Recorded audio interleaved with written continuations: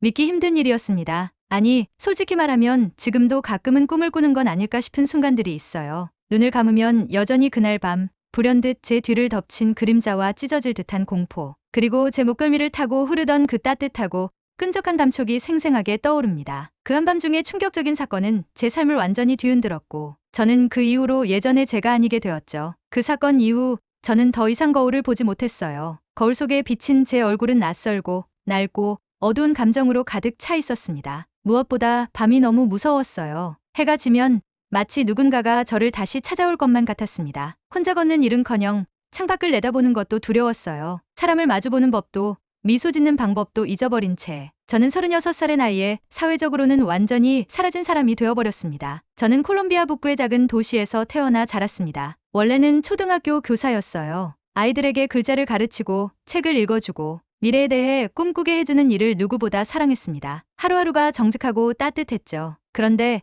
단 한 번의 사건으로 모든 게 무너졌습니다. 2022년의 어느 늦가을 밤, 수업을 마치고 학교를 나서던 길이었습니다. 동네는 평소처럼 조용했지만 그날따라 느낌이 이상했어요. 골목을 돌자마자 누군가 제 뒤에서 갑자기 달려들었습니다. 말도 없이, 망설임도 없이. 저는 반사적으로 비명을 질렀고 제 팔과 목덜미에 찢어지는 듯한 고통이 스쳤습니다. 그 후의 기억은 흐릿합니다. 단지 바닥에 주저앉아 떨고 있던 제 옆으로 어둠이 사라지고 먼 데서 들려오던 누군가의 발걸음 소리만 또렷하게 기억납니다. 그날 이후 저는 무너졌습니다. 병원에서는 육체적인 상처는 시간이 지나면 나을 거라고 했지만 제 안에 새겨진 공포는 더 깊어졌습니다. 밤이 되면 심장이 터질 것 같았고 문을 잠그고도 잠들 수 없었습니다. 결국 학교에도 나가지 못했어요. 아이들의 눈을 보는 것이 두려웠습니다. 그 따뜻한 시선이 왜인지 그날의 공포를 다시 떠올리게 했거든요. 한동안 집 안에 틀어박혀 지냈습니다. 아무것도 하지 않고 아무도 만나지 않으며 하루하루가 고통스러웠습니다. 그렇게 몇 달이 지나갔습니다. 어둠 속에서 벗어날 방법을 찾지 못하고 있던 어느 날 우연히 인터넷에서 한 기사를 보게 되었습니다. 여성 혼자 밤길을 걸어도 안전한 나라가 있다. 그 문장 하나가 제 눈을 사로잡았습니다. 처음엔 믿기지 않았어요. 제가 살아온 곳에선 여성 혼자 걸어야 할 이유가 생기면 먼저 걱정부터 해야 했으니까요. 게다가 그 나라가 아시아에 있다고요? 낯설고 먼 나라. 하지만 호기심이 생겼습니다. 더 많은 글을 읽어보았고 동영상도 찾아봤어요. 어느 나라보다 치안이 안정적이고 특히 여성의 야간 안전지수가 세계 최고 수준이라는 수치도 있었습니다. 그 나라는 바로 대한민국이었습니다. 솔직히 말해 그때까지 한국에 대해 아는 게 별로 없었어요. 그저 드라마, 음악, 스마트폰 정도? 하지만 그 나라에서 어떤 여성들은 밤에 조깅을 하고 새벽에도 편의점에 가고 혼자 여행을 한다는 사실이 저에게는 너무도 충격적이었습니다. 믿을 수 없을 만큼 부러운 일상이었어요. 정말 가능한 일일까? 나도 그곳에서 다시 숨 쉴 수 있을까? 그 질문들이 저를 이끌었습니다. 절망과 두려움만이 가득하던 삶에 처음으로 작은 희망의 불씨가 생긴 거였어요. 아버지는 말도 안 되는 소리라며 강하게 반대하셨고 친구들도 현실적으로 생각하라고 했습니다. 한국, 그 먼 나라에? 언어는? 돈은? 내가 감당할 수 있겠어? 물론 두려웠습니다. 정말 무모한 선택일지도 모른다고 생각했어요. 하지만 분명한 건 지금 이대로는 살 수 없다는 것이었습니다. 살아있는 것이 고통이고 내일이 두려운 삶을 더는 이어갈 수 없었어요. 그렇게 저는 제 인생에서 가장 큰 결심을 했습니다. 단 한 줄의 기사에서 시작된 작기작은 희망 하나만을 품고 콜롬비아에서 대한민국으로의 비행기를 예약했습니다. 여권을 준비하고 직장을 정리하고 주변을 정리하며 비행 당일을 기다리는 동안 마음은 무겁고도 가벼웠어요. 무엇보다도 살고 싶다는 감정이 생긴 게 처음이었습니다. 13시간이 넘는 비행 끝에 도착한 인천공항. 시차와 피로, 긴장으로 몸은 녹초였지만 그곳의 공기는 이상하리만큼 차분하고 고요했습니다. 새벽 2시, 저는 생전 처음 보는 한 나라의 공항에서 혼자 섰습니다. 그런데 이상하게도 무섭지 않았습니다. 그 시간에 혼자 길을 걷고 있는 제가 이상하게 보이지 않았고 택시기사도 편의점 직원도 아무도 저를 위협하지 않았습니다. 거리는 조용했고 가로등은 밝았으며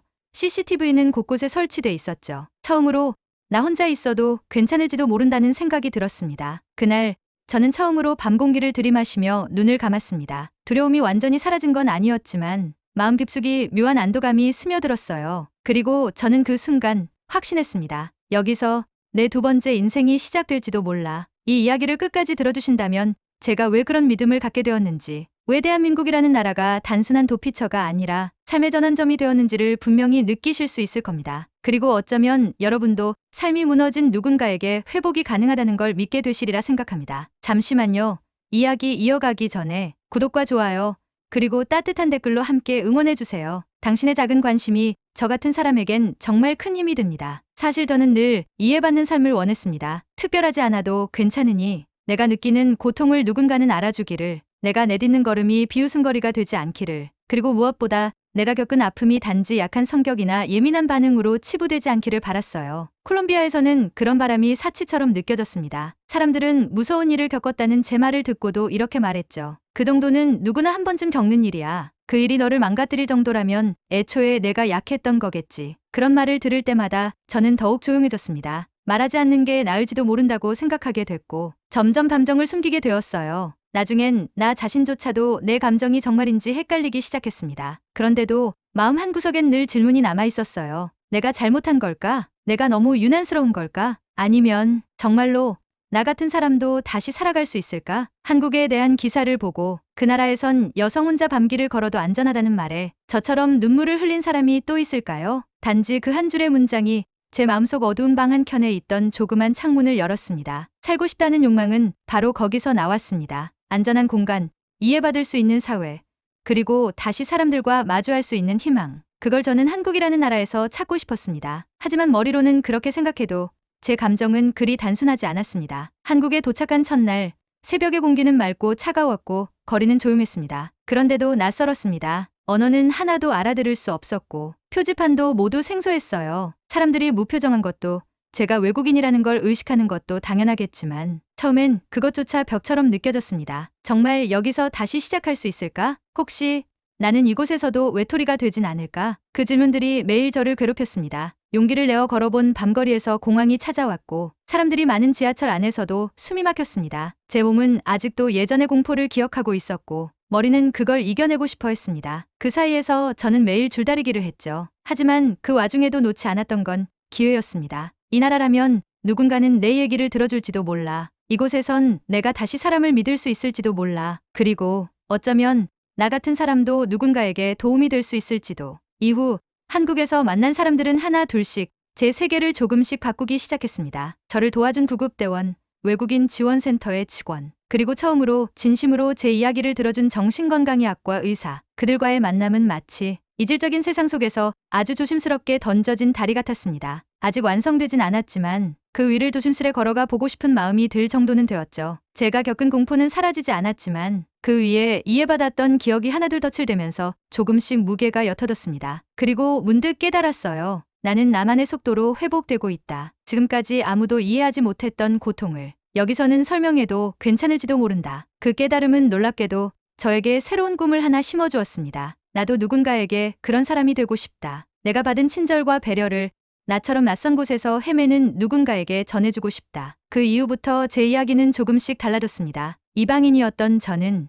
이제 조금씩 이곳의 일부가 되어가고 있었고 아픔에 갇혀있던 저는 누군가에게 작은 위로가 되어주고 싶다는 소망을 품기 시작했습니다. 그리고 그 소망은 단순한 바람이 아니라 길이 되었습니다. 앞으로 제 이야기가 어떻게 펼쳐질지 저조차도 정확히는 몰랐습니다. 하지만 하나는 분명했어요. 이곳에서 저는 더 이상 피해자로만 존재하지 않을 거라는 것. 그리고 언젠가는 저의 회복이 다른 누군가의 시작이 되기를 바란다는 것. 지금부터 제가 어떻게 다시 걸음을 시작했는지, 어떤 사람들을 만나고 어떤 결정을 하게 되었는지 그 모든 이야기를 차례로 들려드리겠습니다. 그 여정을 함께 따라오신다면 아마도 여러분도 제 마음 깊은 곳에 남은 상처와 희망을 함께 느끼게 되실 거예요. 저는 콜롬비아 북부에 있는 산타마르타라는 작은 항구 도시에서 태어나고 자랐습니다. 바다와 가까워서 항상 짠내가 공기 속에 스며있던 그곳에서 저는 평범한 아이로 성장했어요. 정확히 말하자면 조용하고 책 읽기를 좋아하는 아이였죠. 말수는 적었지만 감정은 풍부했고 사람들의 기분이나 말투에 민감하게 반응하는 편이었습니다. 어릴 때부터 저는 글쓰기를 좋아했어요. 혼자 있는 시간을 즐기며 노트에 일기나 짧은 이야기를 자주 적어 내려갔습니다. 특히 사람들의 감정에 관심이 많았죠. 누가 슬퍼 보이는 날에는 혼자 몰래 마음이 무거워졌고 웃고 있는 얼굴에도 작은 그림자가 비치는 걸 잘 알아챘어요. 그게 저의 성격이었습니다. 겉으로는 조용하지만 속은 늘 바쁘고 섬세하게 움직이는 사람. 그런 저에게 교사라는 직업은 운명처럼 느껴졌습니다. 대학교에서 교육학을 전공했고 졸업 후 바로 초등학교에 임용되었어요. 제 첫 교실은 3학년 교실이었고 아이들과 함께 지내는 시간이 정말 소중했습니다. 선생님, 이거 알아요? 오늘 꿈에서 선생님 나왔어요. 아이들이 건네는 말 한마디에 웃고 울고 위로받는 매일이었습니다. 교사로 일하는 동안 저는 누구보다도 부지런했어요. 수업 준비는 철저히 했고 매일 아이들 개별 상담도 했죠. 아픈 아이가 있으면 수업 후에 집으로 찾아가기도 했고 부모님과도 자주 소통하며 아이들의 환경까지 돌보려 노력했습니다. 그래서일까요? 아이들과의 유대감이 아주 강했고 그들 역시 저를 잘 따랐습니다. 하지만 그런 일상이 무너지는 데는 단 한 번의 사건이면 충분했습니다. 교사라는 역할이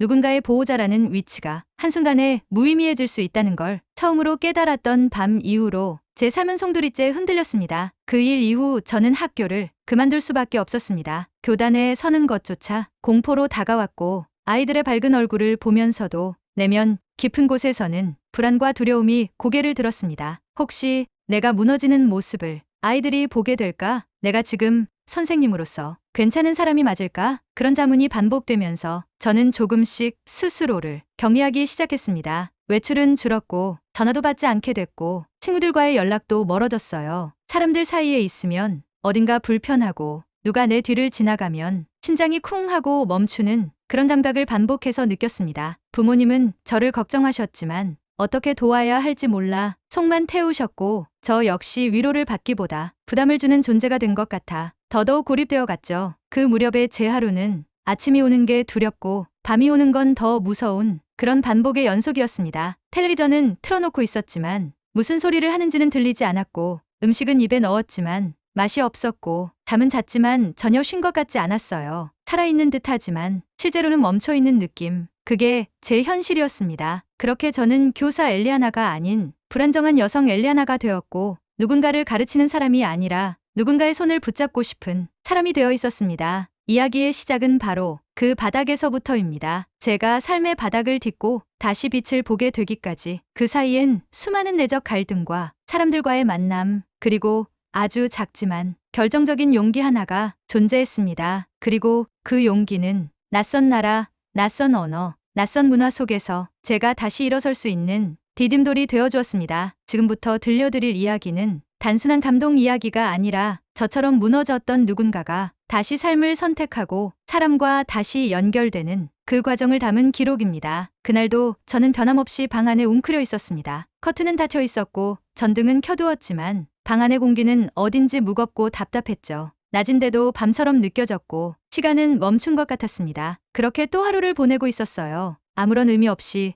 아무도 만나지 않은 채로 그날 아침 어머니는 따뜻한 수프를 가져다 주셨습니다. 딸아, 이거라도 먹고 약은 꼭 챙겨 먹어야지. 어머니는 평소보다 조심스러운 말투였고 저는 작게 고개만 끄덕였어요. 말이 길어지면 또 제가 무너질까봐 어머니도 조심하시는 게 느껴졌습니다. 그게 더 미안했고 더 숨고 싶어졌습니다. 식탁에 앉아 국을 한 숟갈 떠먹던 중이었습니다. 습관처럼 휴대폰을 켜서 SNS 피드를 올리듯 넘기고 있었는데 한 게시물이 눈에 띄었습니다. 한국, 여성 혼자 밤길 걸어도 안전한 나라. 그 짧은 문장이 눈에 박혔고 그 순간 제 숟가락은 멈췄습니다. 한 번 읽고 다시 읽고 스크린샷을 찍고 기사를 열어보았습니다. 영어로 번역된 기사였고 거기에는 이렇게 적혀 있었습니다. 야간 범죄율 세계 최저 수준. 여성 야간 외출 다유도 상위 국가 중 하나. 대한민국은 여성의 일상 안전을 보장받을 수 있는 환경을 갖추고 있다. 그 한 문장이 마치 가슴 한복판을 치는 듯했습니다. 정말 밤에 혼자 걸어도 괜찮다고? 그런 나라가 실제로 존재한다고? 믿기지 않았습니다. 저에게는 너무 먼 이야기였거든요. 지금 이 순간 100m 앞 편의점조차 혼자 나갈 수 없던 제가 그런 안전을 누릴 수 있을 거란 상상조차 해본 적 없었습니다. 하지만 동시에 그 기사는 제 머릿속에서 끊임없이 메아리 쳤습니다. 한국이래. 내가 살아보지 못한 세상일 수도 있겠네. 그날 밤 저는 오랜만에 노트북을 꺼내 들고 한국이라는 나라를 검색하기 시작했습니다. 낯선 언어, 낯선 도시 이름, 모르는 문화들이 눈앞에 펼쳐졌지만 왠지 모르게 두려움보다 설렘이 먼저 들었습니다. 영상을 찾아보니 밤에 여자 혼자 조깅을 하는 사람, 지하철을 타고 늦은 시간에 귀가하는 여성들, 그리고 반짝이는 가로등 아래 편하게 걷는 사람들의 모습이 나왔습니다. 그 장면들이 너무 비현실적으로 느껴져 처음엔 이건 연출이겠지 싶었어요. 하지만 관련 통계와 외국인 여성들의 후기까지 읽어보니 이 모든 것이 실제하는 현실이라는 걸 서서히 인정하게 됐습니다. 그렇게 새벽까지 잠들지 못한 채 한국 관련 자료들을 찾아보던 중 서울의 외국인 생활 지원센터, 치안 정보, 그리고 의료 접근성까지 자세하게 정리된 웹사이트를 발견했습니다. 외국인 여성들이 올린 블로그 글들도 보게 되었어요. 여기선 밤에도 안심하고 걸을 수 있어요. 길에서 헤매고 있으면 누군가가 먼저 다가와 도와줍니다. 그때부터 제 마음에 처음으로 진지한 결심이 움트기 시작했습니다. 한국에 가보고 싶다. 거기서 새롭게 시작해보면 어떨까? 다음날 아침 어머니께 조심스레 이야기를 꺼냈습니다. 엄마, 나 한국에 가보고 싶어요. 순간 어머니의 눈이 커졌습니다. 뭐라고? 거기가 어딘데? 서울 한국에 있어요. 요즘 거기 안전하다고 하잖아요. 여성들이 밤에도 혼자 걸어 다니고 나도 거기서 다시 살아보고 싶어요. 어머니는 처음엔 당황하셨고 잠시 침묵하시더니 아버지랑 먼저 상의해 보자 하셨어요. 그날 저녁 가족회의가 열렸습니다. 아버지는 단칼에 말리셨습니다. 그 먼 데까지 혼자 간다고? 아니, 갑자기 왜 그런 생각을 해? 내가 약해졌다고 해서 낯선 나라에 간다고 나아지는 건 아니야. 그 말은 뼈처럼 박혔습니다. 약해졌다는 말에 나는 말없이 고개를 숙일 수밖에 없었죠. 하지만 속으로는 생각하고 있었습니다. 여기선 내가 나아질 수 없다는 걸 아빠는 모르는 거야. 그래서 그런 말을 하는 거야. 그날 밤 저는 몰래 항공권 검색창을 열어봤습니다. 직항 항공권 가격, 도착 시간, 외국인 비자 발급 조건 하나하나 검색해 나갔습니다. 가슴이 두근거렸습니다. 무서움도 있었지만 그보다 더 큰 감정은 살아보고 싶다는 갈망이었습니다. 그게 바로 저를 한국으로 이끈 시작이었습니다. 긴 고민과 두려움 끝에 작지만 결단력 있는 클릭 한 번이 제 인생 전체를 바꾸는 모험의 출발점이 되었죠. 열세 시간이 없는 비행을 마치고 제가 인천공항에 처음 도착했을 때 마음속엔 복잡한 감정이 엉켜 있었습니다. 긴장, 두려움, 피로, 그리고 아주 희미한 설렘. 아무도 반겨주는 사람은 없었지만 그 자체로 저는 숨이 쉬어졌습니다. 비행기에서 내리자마자 저는 사람들 뒤를 조심스럽게 따라 걸었어요. 왠지 잘못된 길로 가는 건 아닐까 걱정되면서도 공항 바닥에 반짝이는 광택에 시선이 자꾸 멈췄습니다. 청소하시는 분들이 작은 바퀴 달린 기계로 바닥을 닦고 있었고 그 광경조차 신기하게 느껴졌어요. 공항 안은 새벽 2시라는 게 무색할 만큼 조용하면서도 질서정연했습니다. 목소리를 높이는 사람도 줄을 새치게 하는 사람도 없었고요. 입국 심사를 마치고 짐을 찾은 뒤 저는 예약해둔 숙소로 향하기 위해 공항 리무진 버스를 기다렸습니다. 생전 처음 타보는 한글로 가득한 버스 정류장에서 왠지 모르게 숨이 막히는 기분이 들었지만 그마저도 곧 익숙해질 수 있을 거라는 작은 기대가 생기기 시작했습니다. 버스를 타고 서울 시내로 들어서는 길. 창밖에는 형형색색의 간판과 잘 정돈된 도로 그리고 가끔씩 지나가는 조용한 행인들이 눈에 들어왔습니다. 새벽인데도 불빛은 환했고 어둠 속에서도 왠지 위협보다 안정감이 더 크게 느껴졌습니다. 그 감정이 제겐 첫 번째 발견이었습니다. 이 도시의 밤은 다르다. 숙소에 도착한 건 새벽 3시를 조금 넘긴 시각이었습니다. 작은 원룸형 게스트하우스였는데 주인 아주머니께서 미리 문을 열어두셨더라고요. 비밀번호가 적힌 쪽지와 함께 작은 포스트잇에 편히 쉬세요라고 한국어로 적힌 글이 붙어 있었습니다. 물론 있는데 조금 걸렸지만 그 작은 말 한마디가 왠지 마음을 녹였어요. 도착하자마자 바로 누워버렸고 몸은 피곤했지만 마음은 이상하게 편안했습니다. 다음 날 아침 햇살이 커튼 틈으로 살짝 들어오고 저는 조심스럽게 밖으로 나가볼까 고민하기 시작했습니다. 어차피 낯선 도시고 모든 게 처음이었으니 처음부터 완벽하게 할 수는 없을 거라 스스로를 달래며 문을 열고 한 걸음 나섰습니다. 목표는 단순했습니다. 숙소 근처 편의점까지 다녀오기. 고작 100m 남짓한 거리였지만 제게는 엄청난 도전이었죠. 그런데 막상 밖으로 나오니 거리는 너무도 조용하고 차들은 서행하며 지나갔고 지나가는 사람들도 각자 자기 갈 길을 조용히 걷고 있었습니다. 놀랍게도 아무도 저를 신기하게 보지 않았고 위협적인 시선도 없었습니다. 그게 너무 낯설었습니다. 왜 이렇게 신경을 안 쓰지? 내가 혼자 걷고 있는데도 아무도 관심을 주지 않아. 처음엔 그 무관심이 당황스러웠지만 곧 깨달았습니다. 그것이 바로 제가 원했던 평화라는 것을요. 편의점 안은 밝고 정돈되어 있었습니다. 가게 직원은 짧은 인사만 건넨 뒤 자기 일을 했고 저는 도시락 하나와 물 한 병을 들고 계산을 마친 후 조심스레 돌아왔습니다. 단순한 외출이었지만 저는 그날 깨달았습니다. 이곳은 내가 위축되지 않아도 되는 곳일지도 몰라. 다른 사람의 시선을 신경 쓰지 않고 그저 나로 존재해도 괜찮은 도시구나. 그날 이후로 저는 하루에 조금씩 걸음을 늘려갔습니다. 이틀 뒤엔 근처 카페까지, 그 다음엔 지하철역까지 처음엔 손에 땀이 나고 심장이 빠르게 뛰었지만 그래도 아무 일도 일어나지 않았다는 경험이 저를 조금씩 바꾸었습니다. 그리고 며칠 후 서울숲이라는 공원을 찾게 되었어요. 공원 입구에 들어서자 아이들이 자전거를 타고 연인들이 강아지를 데리고 산책하고 노인분들이 벤치에 앉아 조용히 책을 읽고 있었습니다. 거기엔 위험이라는 단어가 설 자리가 없었어요. 햇살이 참 좋았던 그날 저는 처음으로 고개를 들어 하늘을 봤습니다. 눈물이 났습니다. 단지 하늘을 보고 웃을 수 있었다는 이유만으로. 그게 제가 한국에서 처음으로 마주한 자유였습니다. 몸의 자유, 마음의 자유, 그리고 다시 시작할 수 있다는 희망의 자유까지요. 그날 이후 제 마음엔 아주 작지만 확실한 감정이 하나 생겼습니다. 여기서라면 나도 다시 살아갈 수 있어. 그 첫 번째 발견은 제가 다시 일어설 수 있도록 도와준 가장 강력한 한 걸음이었습니다. 그리고 그 감정은 앞으로 펼쳐질 여정을 버텨낼 수 있는 근거가 되어주었습니다. 처음 며칠은 정말 평화로웠습니다. 모든 게 새로웠고 낯선 만큼 경이롭기까지 했죠. 하루 한 번씩 용기를 내어 밖을 걸었고 조금씩 표정도 밝아졌습니다. 하지만 회복이란 항상 직선처럼 나아가는 게 아니더라고요. 어느 날은 한 걸음 전진했다가 다음 날은 세 걸음 물러나는 듯한 그런 날들의 반복이었습니다. 그런 하루 중 하나였습니다. 그날도 저는 외국인 상담센터에서 한국어 수업을 듣고 나와 근처 카페에서 잠시 앉아 있었어요. 작은 노트에 일기를 쓰며 조용히 커피를 마시던 중이었습니다. 그런데 제 옆자리에서 전화통화를 하던 여성이 갑자기 제게 말을 걸었습니다. 중년의 한국 분이셨고 친절한 미소를 띠고 있었어요. 혹시 여행 오셨어요? 저는 어눌한 한국어로 아니요, 공부하러 왔어요라고 답했죠. 그 말에 그녀는 약간 의아한 표정을 지었습니다. 혼자 왔어요?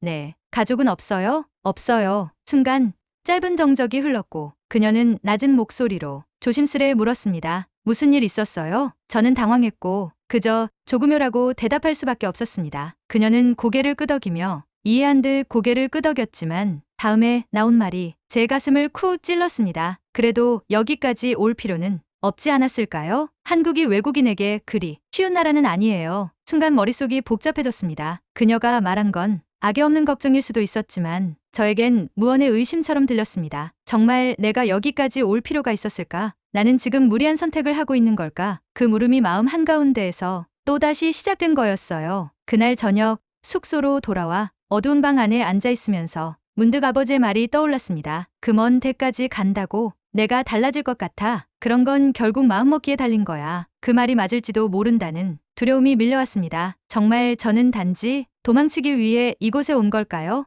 이 낯선 언어, 낯선 사람들 사이에서 내가 진짜 다시 일어설 수는 있을까요? 이게 회복이 아니라 그저 현실에서의 도피는 아닐까? 그런 고민을 안고 며칠 동안은 밖에 나가는 것도 망설여졌습니다. 평소엔 아무렇지 않게 걸었던 거리도 그날 이후로는 시선이 신경 쓰였고 카페나 편의점 안에서도 나를 어떻게 바라보는지 지나치게 의식하게 됐어요. 그리고 며칠 후 외국인 등록증 신청을 위해 관할 출입국 사무소를 찾았을 때 작은 충격을 받았습니다. 접수대에서 제 서류를 확인하던 직원이 잠시 멈칫하더니 비자 사유가 특별하네요라고 말했습니다. 그 말은 사실 단순한 멘트였을 수도 있지만 그 짧은 말 한마디가 제게는 여기서도 난 특별한 케이스구나라는 상실감을 불러일으켰습니다. 그날 밤 저는 거울 앞에 앉아 오래도록 자신을 들여다봤습니다. 거울 속 얼굴은 분명 예전보다 건강해 보였고 표정도 조금은 살아있었지만 그 눈동자엔 여전히 확신이 부족했습니다. 내가 여기 있어도 되는 걸까? 이 선택이 정말 옳은 걸까? 그 질문이 내내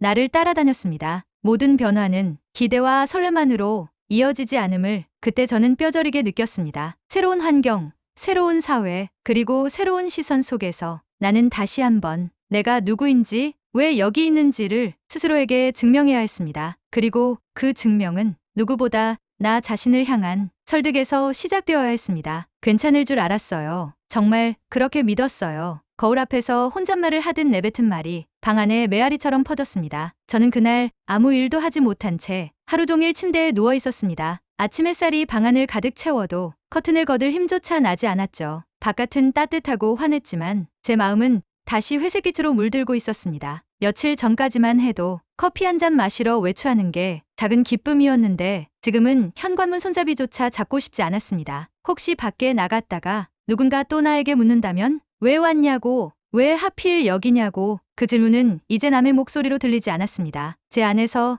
제가 스스로에게 던지고 있는 질문이 되어 있었으니까요. 엘리아나, 넌 왜 여기에 있어? 도망치듯 떠나온 건 아니었니? 이곳에서 진짜 너 자신을 찾고 있기는 한 거니? 그런 생각들이 마치 비 오는 날 창밖의 빗방울처럼 끊임없이 머릿속을 두드렸습니다. 비는 천천히 스며들다가 결국 바닥을 적시죠. 제 마음도 마찬가지였습니다. 작은 의심 하나가 결국 저를 다시 움직이지 못하게 만들었습니다. 스스로에게 실망했어요. 이 정도로 무너질 거면서 왜 여기에 온 걸까? 한 발짝 내딛었을 때는 분명 뭔가 할 수 있을 것 같았는데 결국 나는 아무것도 아니잖아. 그런 날은 사소한 일조차 버거웠습니다. 음식을 해먹을 기운도 없었고 다시 한글 교재를 펼치는 것도 두려웠습니다. 나는 결국 한동말도 못하고 이 나라 사람들과도 가까워질 수 없고 결국 혼자일 텐데 그 무력감이 제 모든 의지를 조금씩 마비시키고 있었습니다. 그러던 중 가장 친했던 친구 마르타에게 몇 달 만에 메시지를 보냈습니다. 그녀는 늘 저보다 강했고 현실적인 사람이었죠. 지금 어때? 생각보다 힘들어. 그럴 줄 알았어. 한국이 아무리 안전하다지만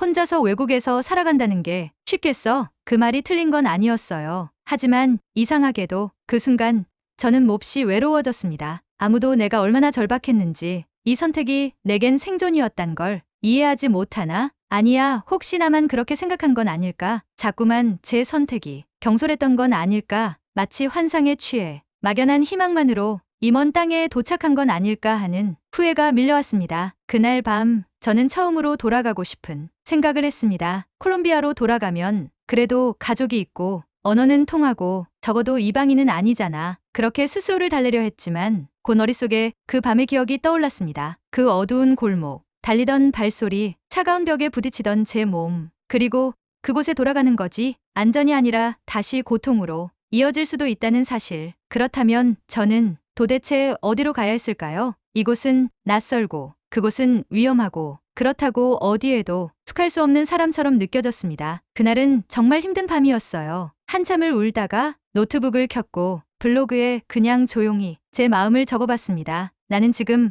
어디에도 속하지 못한 사람입니다. 하지만 그럼에도 불구하고 살고 싶어서 여기 왔습니다. 글을 마치고 노트북을 덮었을 때 아직도 눈물은 멈추지 않았지만 마음 한쪽엔 아주 희미한 평온이 있었습니다. 왜냐하면 비록 누가 들어주지 않아도 제가 제 진심을 다시 확인했기 때문입니다. 포기하고 싶다는 마음과 그래도 계속 가보자는 의지 사이에서 그날 저는 끝없이 줄다리기를 했습니다. 그리고 완벽하진 않았지만 아주 작은 선택을 하나 했습니다. 내일은 다시 편의점까지라도 나가보자. 그 한 걸음이 다시 저를 앞으로 당기기 시작했습니다. 다음 날 아침, 어제 내린 작은 결심대로 저는 편의점까지 걸어나가 보기로 했습니다. 여전히 마음은 불안했고 심장은 평소보다 조금 더 빠르게 뛰고 있었지만 그럼에도 불구하고 현관문을 여는 그 순간 작은 성취감이 따라왔습니다. 밖은 포근한 햇살이 비치고 있었고 거리는 비교적 한산했어요. 생각보다 훨씬 덜 무서웠습니다. 이 정도면 괜찮아. 나쁘지 않아. 그렇게 마음을 다잡고 편의점으로 향하던 중 근처 작은 공원 벤치에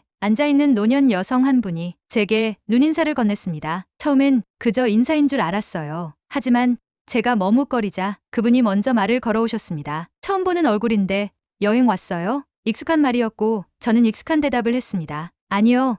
한국에서 살아보려고 왔어요. 그분은 고개를 끄덕이더니 부드러운 미소를 지으셨습니다. 그래요. 그런 사람이 많아요. 여긴 처음은 낯설지만 지내다 보면 익숙해지는 곳이에요. 그 대답이 이상하리만큼 따뜻하게 느껴졌습니다. 이전에 누군가처럼 의심하거나 왜 여기 왔냐는 질문 대신 그분은 저를 하나의 사람으로 그냥 존재 자체로 받아들이는 듯한 말투였어요. 그분의 이름은 이정화 선생님. 70을 훌쩍 넘긴 은퇴한 고등학교 국어 선생님이셨고 지금은 퇴직 후 근처 도서관에서 자원봉사를 하고 계셨습니다. 그날 공원에서 짧게 이야기를 나눈 뒤 그분이 갑자기 물으셨어요. 시간 되면 도서관 한번 올래요? 조용하고 사람도 괜찮아요. 혼자 있는 시간보다 조금은 사람 얼굴 보며 지내는 게 도움이 될지도 모르니까. 전 놀랐습니다. 낯선 외국인인 저에게 그렇게 자연스럽게 손을 내민 사람이 처음이었으니까요. 하지만 이상하게 거절하고 싶지 않았어요. 네, 한번 가볼게요. 그렇게 제 첫 한국인 친구가 생겼습니다. 며칠 뒤 저는 작은 가방 하나를 들고 그분이 말한 도서관으로 향했습니다. 서울의 중심에서 살짝 떨어진 조용한 동네였고 도서관은 생각보다 소박하면서도 아늑한 분위기였어요. 입구에서 정화 선생님이 반갑게 손을 흔드셨습니다. 왔네. 잘했어요. 그날 오후 정화 선생님과 나눈 대화는 지금도 제 기억에 또렷하게 남아 있습니다. 커피를 나누어 마시며 저는 제 이야기를 조금씩 꺼내기 시작했어요. 콜롬비아에서 교사였던 이야기, 사건 이후로 아무것도 할 수 없었던 시간, 그리고 왜 한국을 선택했는지, 말을 하면서도 내가 너무 많은 걸 털어놓고 있는 건 아닐까, 불편하게 들리진 않을까 걱정됐지만 선생님은 조용히 고개를 끄덕이며 끝까지 제 말을 들어주셨습니다. 말이 끝났을 때 그분이 잠시 숨을 고르시더니 이렇게 말씀하셨어요. 용기가 정말 대단하네요. 사람들은 대부분 두려움을 피하는 방향으로만 도망쳐요. 그런데 당신은 두려움을 똑바로 바라보고 그걸 끌어안고 여기까지 왔잖아요. 그건 아무나 할 수 있는 일이 아니에요. 그 말에 저는 참았던 눈물이 왈칵 쏟아졌습니다. 누군가 처음으로 저의 약함이 아니라 용기를 본 것 같았거든요. 정화 선생님은 이어서 이렇게 말했어요. 여기선 너무 잘하려고 애쓰지 않아도 돼요. 그냥 오늘 하루만 살아내면 돼요. 그리고 언젠가 지금 당신이 지나고 있는 이 시간들이 누군가에게는 희망이 될 수도 있을 거예요. 그 말은 단순한 위로 이상이었습니다. 그건 제 삶을 다시 의미 있는 것으로 바꿔주는 말이었어요. 내가 버티는 것, 내가 살아가는 것, 그 자체가 언젠가 누군가에게 도움이 될 수 있다면 지금 이 혼란도 조금은 견뎌볼 수 있겠다는 생각이 들었습니다. 그날 이후 저는 일주일에 한두 번씩 도서관에 가기 시작했습니다. 책을 정리하고 서가 사이를 걷고 때때로 정화 선생님과 따뜻한 차를 마시며 조용한 대화를 나누는 시간이 제게는 다시 숨 쉴 수 있는 창문 같은 존재가 되어주었습니다. 그 만남은 저에게 단지 휴식이 아니라 새로운 인생의 방향을 제시해주는 전환점이었습니다. 그리고 저는 처음으로 이 나라에서 내가 할 수 있는 일에 대해 다시 생각해보기 시작했습니다. 그 작고 조용한 발견이 제 인생을 다시 움직이게 했습니다. 도서관에서의 시간이 점점 늘어나면서 정화 선생님과 저 사이에도 조용하지만 단단한 유대감이 쌓여갔습니다. 말을 많이 하진 않았지만 눈빛 하나, 손짓 하나만으로도 서로가 어떤 감정인지 알아차릴 수 있을 만큼 우리는 익숙해지고 있었어요. 매주 2번 도서관 한쪽 조용한 공간에 앉아 따뜻한 차를 마시며 나누는 대화는 어쩌면 저에게 진짜 치료 시간이었는지도 모릅니다. 그날도 저는 그간의 불안과 혼란을 조금씩 털어놓고 있었습니다. 선생님, 사실 전 아직도 이곳이 정말 내 자리가 맞는지 모르겠어요. 사람들은 친절하고 거리도 안전하지만 가끔은 그냥 내가 유령처럼 느껴질 때가 있어요. 제 말을 들은 정화 선생님은 잠시 고개를 숙이시더니 천천히 말을 이으셨어요. 나도 그랬어요. 이 나라에서 태어나 평생을 살았지만 어느 순간부턴가 내가 낯선 존재가 된 것 같았어요. 예상하지 못한 대답이었습니다. 저는 놀란 눈으로 그분을 바라보았습니다. 제가 퇴직한 건 지금으로부터 15년 전이었어요. 남편을 먼저 떠나보내고 아이들도 모두 외국으로 나가버리고 그때부턴가 이 집도 이 동네도 왠지 낯설게 느껴졌죠. 하루 종일 말 한마디 안 하고 지나가는 날이 많았어요. 어디에도 필요하지 않은 사람처럼. 그분의 눈가가 살짝 굵어지는 걸 보며 저는 조심스레 손을 뻗어 그분의 손등 위에 제 손을 얹었습니다. 그 따뜻한 감촉이 말보다 더 깊은 위로가 되었어요. 저는 어릴 적부터 사람들과 어울리는 게 쉬운 사람이 아니었어요. 교사가 되고 나서도 항상 무언가 부족하단 생각에 스스로를 몰아붙이곤 했죠. 그리고 그 사건 이후엔 정말 바닥까지 내려갔어요. 도망치듯 여기 왔는데 사실은 정말 살아보고 싶어서였어요. 제 목소리는 점점 떨렸고 그분은 조용히 고개를 끄덕였습니다. 엘리아나 씨, 그 마음이 정말 소중한 거예요. 살고 싶다는 마음, 그것만큼 진심인 건 없어요. 사람들은 때로 겉으로 멀쩡한 걸 보며 괜찮다고 생각하지만 우리는 서로 알죠. 내면의 아픔이 얼마나 조용히 그러면서도 무겁게 다가오는지. 그 말에 저는 꾹 참았던 눈물을 결국 흘리고 말았습니다. 하지만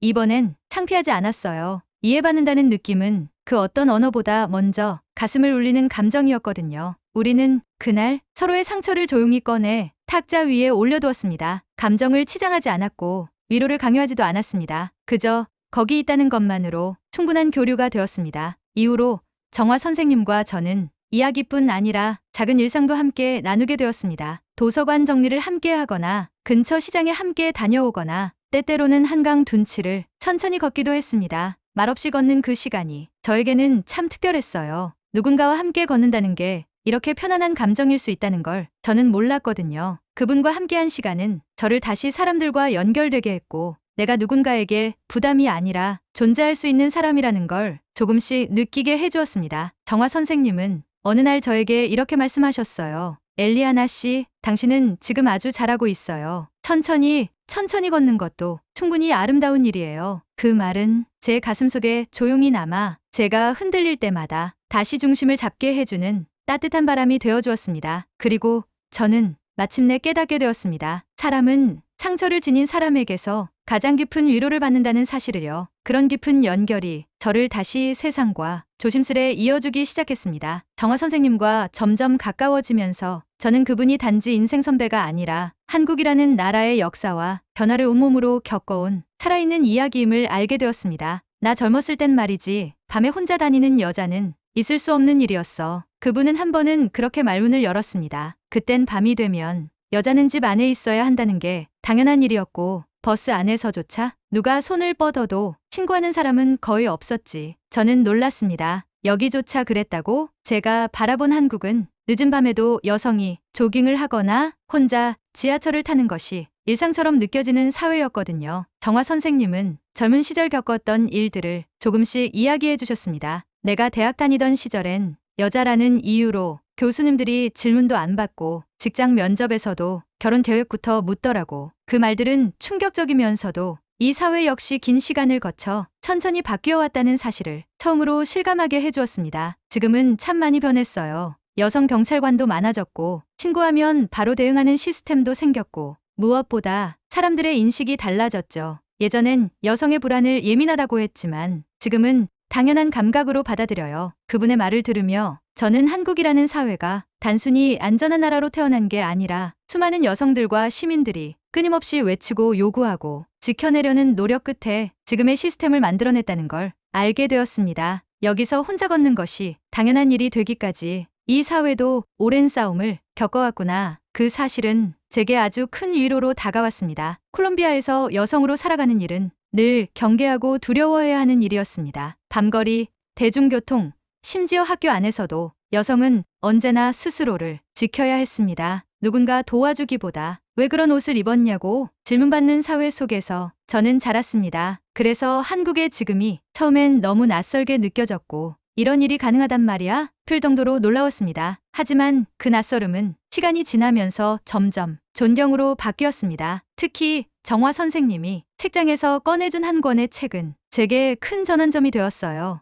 이제는 말할 수 있다. 여성의 목소리로 다시 쓴 한국 현대사. 그 책엔 보통의 여성들이 자신의 목소리를 내기 위해 얼마나 오랜 시간 침묵을 견뎌왔는지, 그리고 그 침묵이 어떻게 변화를 이끌었는지가 세세하게 담겨 있었습니다. 책장을 넘기며 저는 눈시울이 붉어졌습니다. 그 안에 담긴 이야기들은 바로 정화 선생님 세대가 살아낸 조용한 혁명이었고, 그 결실 위에 지금의 사회가 놓여 있다는 걸 처음으로 알게 되었기 때문입니다. 엘리아나 씨, 이 나라가 지금 이렇게 된 건 당연한 게 아니에요. 수많은 여성들이 혼자 밤길을 걷고 싶다는 너무도 당연한 욕망 하나로 싸워온 결과예요. 그 말은 제가 이 사회를 보는 시각을 완전히 바꾸어 놓았습니다. 더는 한국이 꿈같이 안전한 나라가 아니라 지금 이 순간에도 누군가의 노력과 지켜냄으로 유지되는 살아있는 사회라는 걸 이해하게 되었죠. 그날 이후 저는 다시 일기를 쓰기 시작했습니다. 나도 이 땅에서 무언가를 지켜내는 사람이 될 수 있을까? 내가 겪은 공포와 회복이 언젠가는 또 다른 누군가에게 희망이 될 수 있을까? 정화 선생님은 마지막에 이렇게 말씀하셨습니다. 누군가 먼저 용기를 냈기에 우리가 이렇게 앉아있을 수 있는 거예요.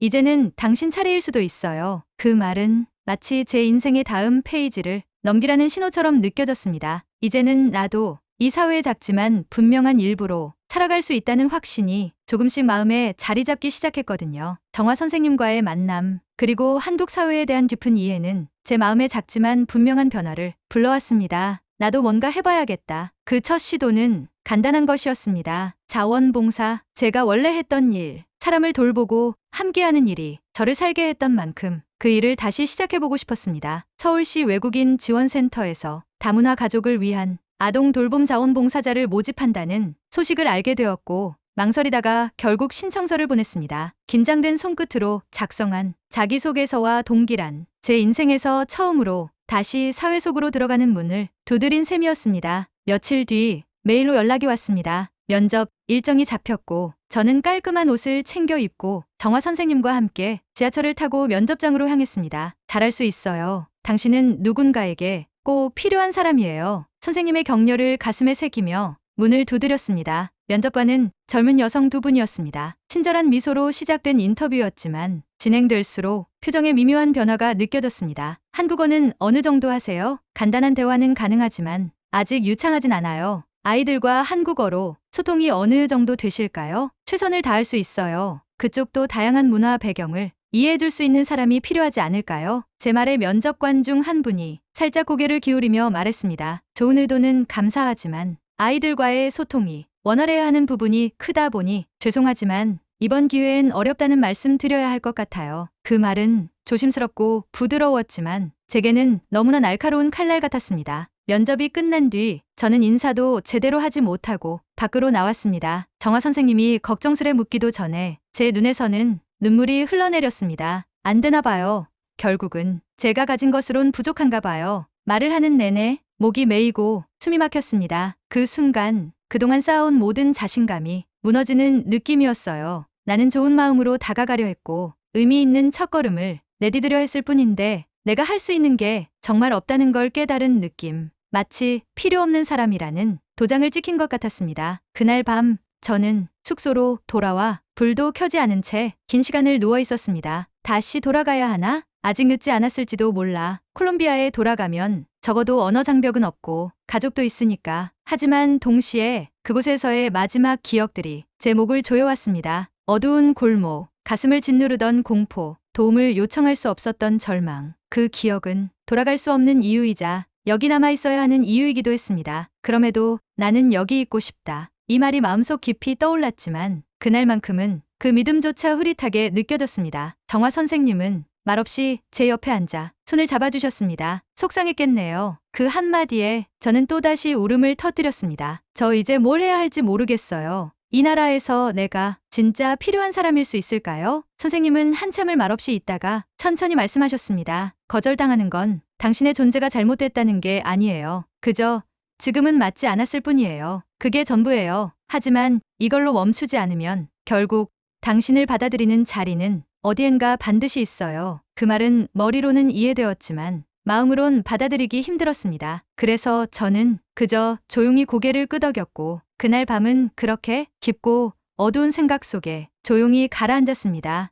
그것이 저에게 닥쳐온 가장 큰 시련이었고 스스로를 가장 작게 느꼈던 그림자 같은 밤이었습니다. 며칠 동안 저는 거의 아무것도 하지 않았습니다. 편의점에도 나가지 않았고 도서관에도 가지 않았습니다. 불 꺼진 방 안에 혼자 앉아 스스로를 향한 실망과 분노 그리고 외로움에 몸을 맡긴 채 하루하루를 흘려보냈습니다. 난 결국 안 되는 사람일까? 내가 가진 건 이렇게나 무력한 걸까? 면접에서의 거절은 생각보다 훨씬 깊게 저를 파고들었습니다. 단순히 자원봉사 하나 실패한 게 아니었어요. 그건 다시 사회로 들어가려던 첫 발걸음이었고 그 한 번의 거절이 제가 쌓아온 희망을 무너뜨릴 만큼 큰 의미를 지녔습니다. 정화 선생님은 매일 메시지를 남기셨습니다. 괜찮아요. 천천히 해요. 내일은 차라도 한 잔 어때요? 하지만 저는 답장을 하지 않았습니다. 누군가를 만나는 것이 부담스럽고 무언가 말할 자신도 없었으니까요. 그러던 어느 날 책상에 놓인 노트북을 무심코 켰다가 우연히 전에 작성했던 블로그 글 하나를 다시 보게 됐습니다. 나는 지금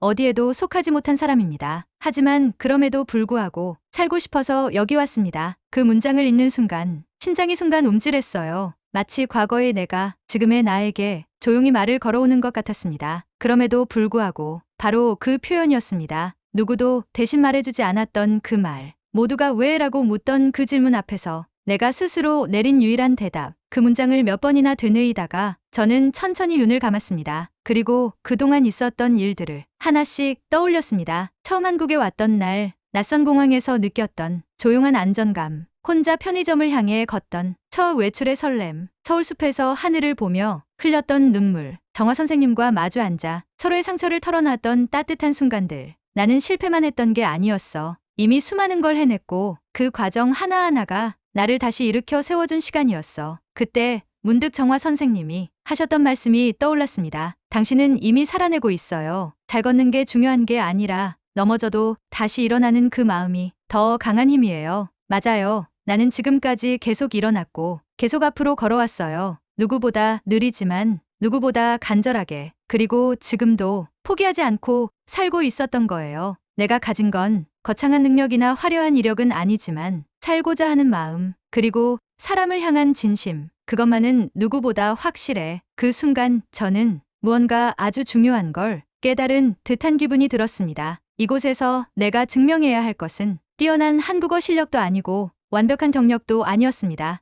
그저 진심으로 연결되고자 하는 의지. 그게 바로 내가 가진 가장 큰 자산이었어요. 그 깨달음은 마치 어둠 속에서 천천히 피어오르는 작은 불빛 같았습니다. 아주 작고 연약해 보이지만 그 불빛 하나가 방 전체를 다시 비추기 시작하는 것처럼 마음속 어딘가가 따뜻해졌습니다. 그날 밤 저는 다시 일기를 쓰기 시작했습니다. 오늘 나는 깨달았다. 거절은 나를 멈추게 만드는 게 아니라 다른 문을 두드릴 기회를 주는 일이다. 나는 내가 얼마나 용기 있는 사람인지 잊고 있었다. 하지만 지금 다시 기억해낸다. 나는 도망친 게 아니라 살아남기 위해 여기까지 온 사람이다. 그리고 나는 여기서 다시 시작할 것이다. 마지막 문장을 쓰며 저는 아주 오랜만에 스스로에게 미소 지을 수 있었습니다. 포기와 회복 사이에서 흔들리던 마음이 비로소 다시 중심을 잡기 시작했습니다. 그리고 저는 느꼈습니다. 진정한 회복은 성공이 아니라 자기 자신을 있는 그대로 다시 인정하는 순간에서 비로소 시작된다는 것을요. 깨달음은 분명 제게 힘을 주었습니다. 무언가가 확실히 달라졌어요. 그렇다고 세상이 갑자기 쉬워지거나 모든 게 잘 풀린 건 아니었지만 그날 이후 저는 마음 한구석에서 작은 용기가 조금씩 다시 자라고 있다는 걸 느꼈습니다. 그리고 저는 결심했죠. 이번엔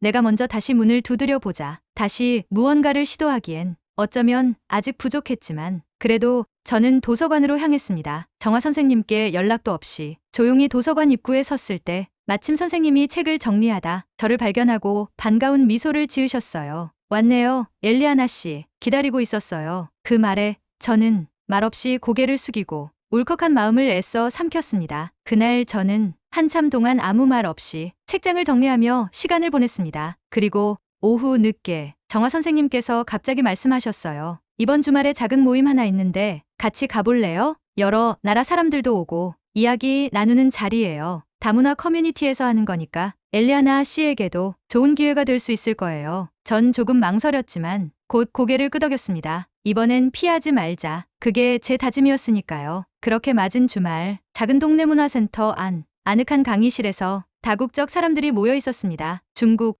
몽골, 베트남, 러시아, 그리고 멀리 남미에서 온 사람들도 보였어요. 그곳은 처음 만나는 사람들 사이에서도 긴장이 덜한 분위기였고 각자의 사연과 한국 생활을 짧게 나누는 자리가 이어졌습니다. 그리고 제 차례가 다가왔을 때 저는 잠시 숨을 고르고 제 이야기를 짧게 풀어놓았습니다. 전 콜롬비아에서 왔고요. 여기서 다시 살아보려고 조심스럽게 시작하고 있어요. 사실은 많이 무섭고 때로는 외롭지만 그럼에도 불구하고 여기 있고 싶어요. 그 순간 조용하던 공간에서 어디선가 박수가 터졌습니다. 그리고 여러 명이 따뜻한 눈빛으로 고개를 끄덕여 주었습니다. 그날 모임이 끝날 무렵 한 명의 여성이 저에게 다가왔습니다. 또렷한 갈색 눈을 가진 제 또래로 보이는 외국인이었습니다. 혹시 당신 블로그 쓰는 분 아니세요? 깜짝 놀란 저는 그녀를 바라보며 말했습니다. 네, 어떻게 아셨어요? 그녀는 웃으며 휴대폰을 꺼내 제 블로그 글 한 편을 보여주었습니다. 며칠 전 제가 깨달음을 담아 조심스럽게 다시 올린 글이었어요. 이 글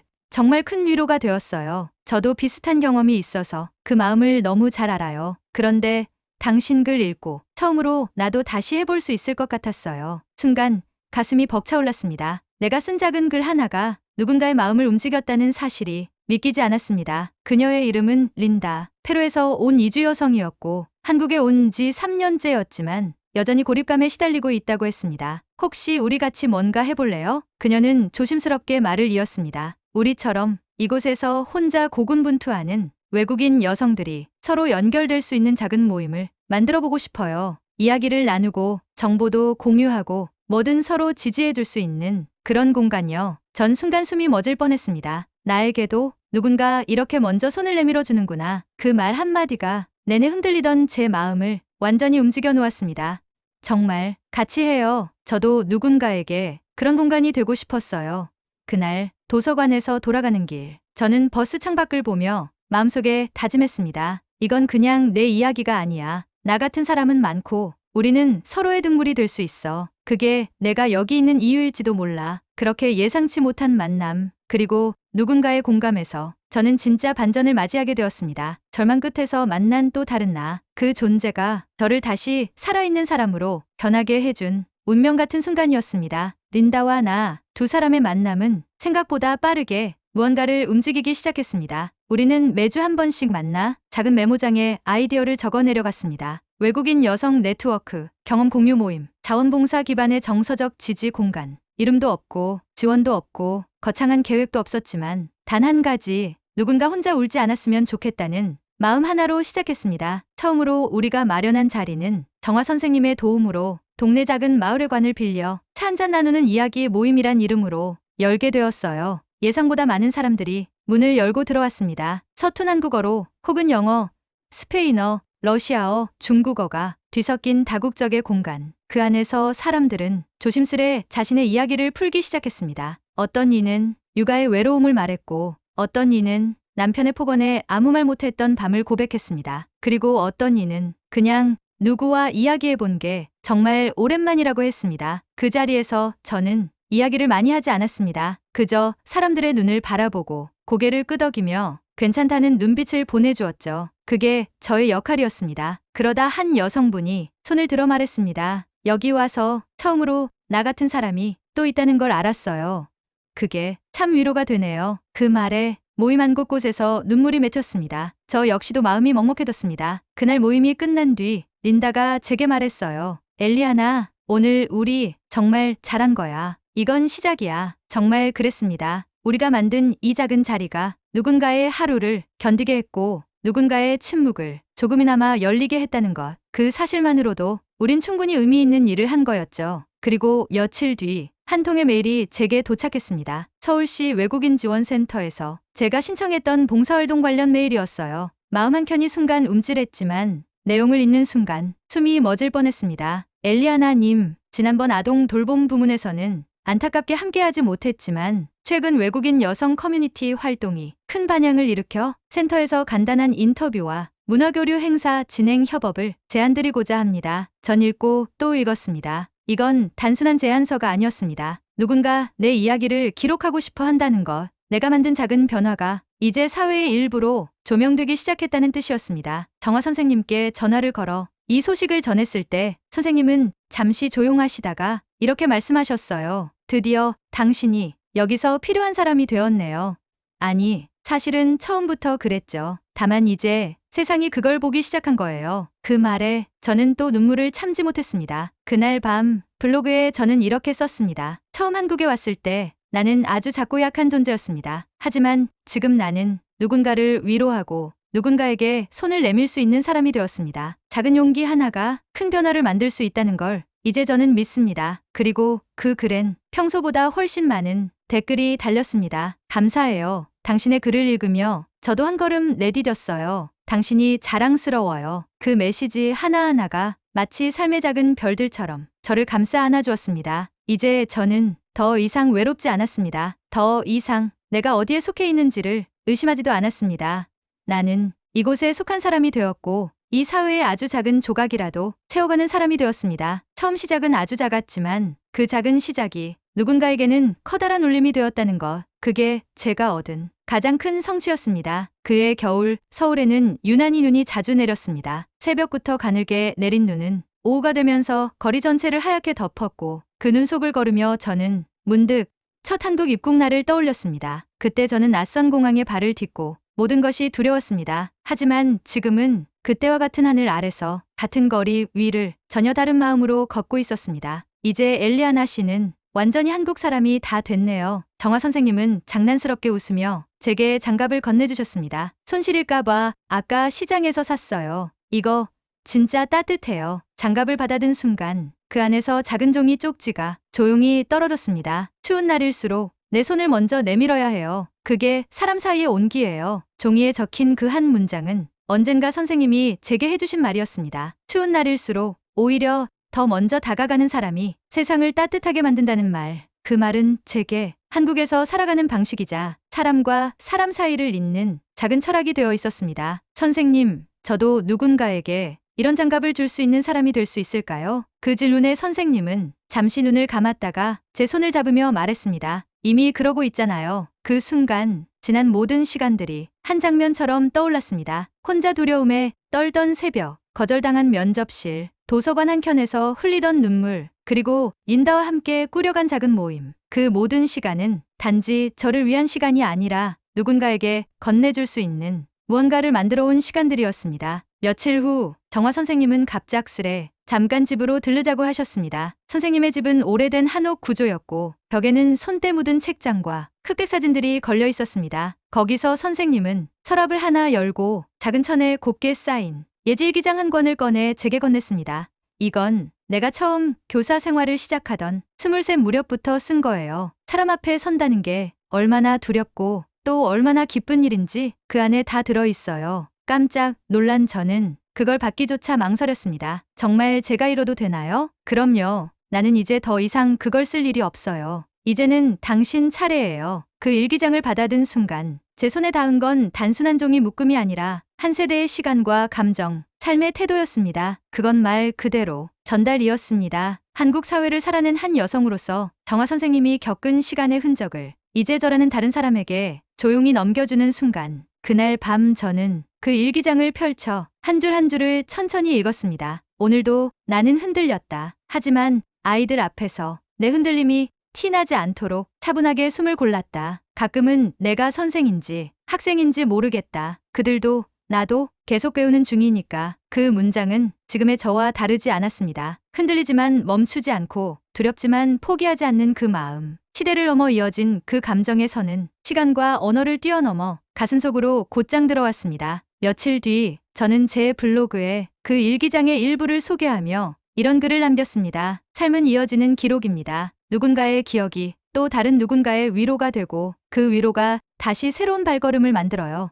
오늘 저는 그 발걸음을 이어봤습니다. 그리고 언젠가 다시 누군가에게 제 기록을 전하고 싶습니다. 그 글 아래 한 중학생이 댓글을 달았습니다. 이 글을 읽고 외국에서 온 분들도 우리 이웃이라는 생각이 들었어요. 감사합니다. 순간 저는 알 수 없는 뭉클함에 모니터를 바라본 채 한참을 움직이지 못했습니다. 세대와 국경을 넘어 전해진 따뜻한 마음 하나. 그것이 진짜 전달이자 유산이라는 걸 그제야 실감할 수 있었습니다. 이제 나는 그저 한국에 온 이방인이 아니라 이 땅 위에서 살아가는 한 사람으로서 또 누군가의 앞길에 조금의 빛을 전할 수 있는 사람이 되어 있었습니다. 어느 날 밤 도서관에서 늦게 나오는 길이었습니다. 겨울이 끝나고 봄이 막 시작되려던 즈음이었죠. 바람은 여전히 찼지만 어딘가 공기에서 부드러운 향기가 느껴졌습니다. 도서관 앞 벤치에 앉아 하늘을 올려다보며 저는 생각했습니다. 지금 나는 어디쯤 와 있는 걸까? 처음 한국에 왔을 때의 나와 지금의 나는 얼마나 달라졌을까? 많은 일들이 있었습니다. 무너지고 좌절하고 다시 일어나고 또 흔들리고 그 모든 순간을 지나 저는 이제 한 가지 분명한 걸 알게 되었습니다. 삶이라는 건 언제나 나의 통제 밖에 있습니다. 타인의 말, 상황, 세상의 기준, 그 모든 것들은 내가 원하는 대로 흘러가지 않죠. 그렇다고 해서 삶이 내 것이 아니라는 뜻은 아닙니다. 진짜 중요한 건 그 모든 외부 조건들 앞에서 나는 어떤 선택을 하는가입니다. 불안한 상황 속에서도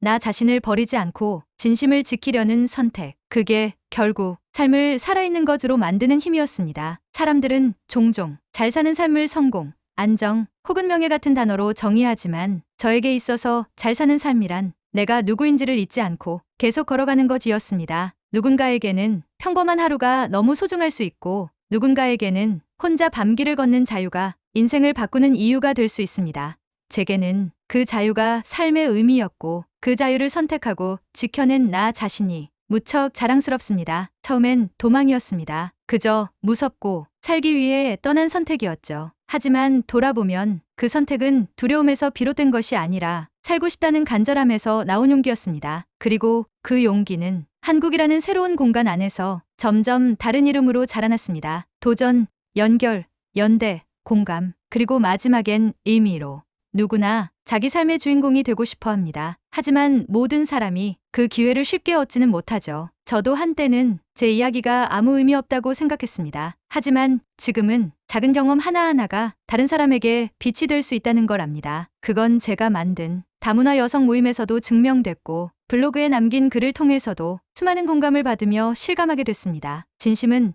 반드시 통한다. 이제는 이 말이 단순한 위로가 아닌 삶의 진리로 느껴집니다. 사람은 누구나 누군가에게 필요한 존재가 되고 싶어 합니다. 그건 나약해서가 아니라 우리는 관계 속에서 존재하기 때문입니다. 저 역시 그랬습니다. 나를 받아줄 단 한 사람이 있기를, 내가 누군가의 삶에 작은 의미가 되기를 바랐습니다. 그 바람은 결국 현실이 되었습니다. 왜냐하면 저는 계속해서 내 안의 진실을 따랐고 그 선택이 쌓여 지금의 나를 만들었기 때문입니다. 그리고 그 과정에서 깨달은 게 있습니다. 진짜 용기란 크고 거창한 일을 해내는 것이 아니라 오늘 하루를 포기하지 않는 것, 자신을 정직하게 마주하고 조금씩 앞으로 나아가는 것입니다. 저는 이제야 비로소 그 사실을 전하고 싶습니다. 누군가에게, 예전에 저와 비슷한 상황에 있는 사람에게, 당신이 지금 어디에 서 있든지 무엇을 겪고 있든지 그 마음만은 소중하게 품으세요. 그 마음이 당신을 살아있게 만듭니다. 그리고 저는 믿습니다. 진심을 가진 사람의 발걸음은 언젠가 반드시 자신만의 길을 만들어냅니다. 그 길이 비록 험하더라도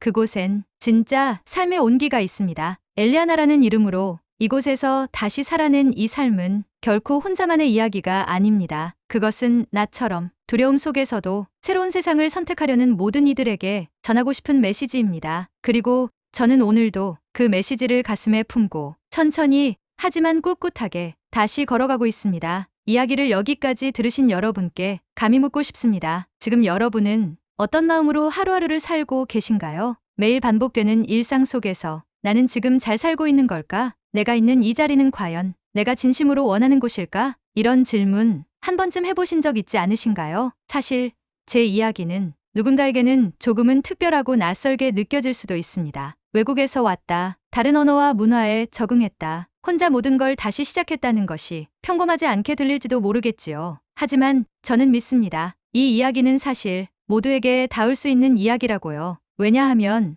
우리 모두는 어느 시점에선가 낯선 삶과 마주하기 때문입니다. 직장을 그만두고 새로운 길을 고민할 때, 자녀들이 집을 떠나고 홀로 남은 일상에 익숙해지려 할 때, 누군가의 죽음이나 이별을 겪고 새로운 의미를 찾아야 할 때, 우리는 모두 자신만의 이민자가 됩니다. 과거의 나에서 떠나 새로운 나로 가는 길 위에서 늘 낯선 풍경을 마주하게 되죠. 그런 점에서 저는 이 영상을 보고 계신 여러분 각자가 삶의 이주자라고 생각합니다. 외국이든 나이든 환경이든 무엇이 우리를 옮겨놓든 간에 그 이동의 본질은 자기 자신을 다시 정의하는 여정이라는 점에서 같기 때문입니다. 이야기를 준비하면서 많은 분들이 이런 질문을 하셨습니다. 엘리아나 씨, 그렇게까지 해서 왜 남으셨어요? 그렇게 힘들었으면 돌아갈 수도 있었잖아요. 그 질문에 대해 저는 매번 이렇게 대답합니다. 살고 싶었거든요. 도망치고 싶었던 게 아니라 진짜 살고 싶어서 이곳에 머문 거예요. 그 선택에는 계산도 전략도 없었습니다. 그저 하루를 살아낼 수 있는 환경, 밤이 되어도 내가 무너지지 않을 수 있는 곳, 그리고 누군가와 눈을 맞추며 서로를 이해할 수 있는 기회, 그것만으로도 제게는 충분했기 때문입니다. 그리고 여러분께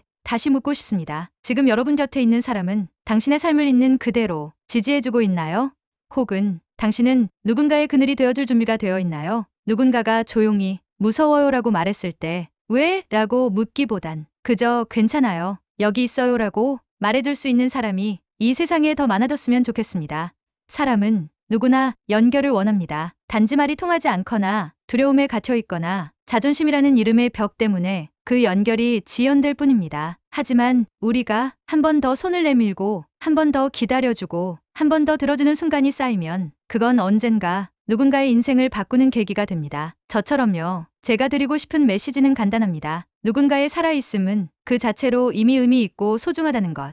그리고 작은 배려와 존중이 어떤 이의 삶을 완전히 바꿔놓을 수 있다는 사실입니다. 이 영상이 단순한 감동을 넘어 어디선가 또 다른 엘리아나에게 연결의 문을 열어주는 계기가 되었으면 합니다. 누군가에게 당신의 따뜻한 시선 하나가 희망이 될 수 있습니다. 그건 거창한 행동이 아닙니다. 잠깐의 경청, 짧은 눈 맞춤, 작은 격려 하나로도 충분합니다. 지금 이 순간 당신 곁에도 그 작은 희망을 기다리고 있는 사람이 있을지 모릅니다. 그리고 어쩌면 당신 자신이 그 희망을 다시 품어야 할 때일 수도 있습니다. 그렇다면 오늘 여기서 그 첫걸음을 함께 시작해보는 건 어떨까요? 처음엔 그저 살기 위해 떠난 여행이었습니다. 그런데 그 여정 끝에서 제가 발견한 건 새로운 땅이 아니라 새로운 나 자신이었습니다. 여러분, 우린 모두 어딘가를 지나고 있습니다. 누군가는 외롭고, 누군가는 아프고, 누군가는 자꾸만 무너져 내리는 시간을 조용히 견디고 있을지도 모르죠. 하지만 그 안에 누구도 알지 못하는 조용한 용기가 숨어 있다는 걸 잊지 마세요. 저는 살아남았다는 말보다 살아냈다는 말을 더 좋아합니다.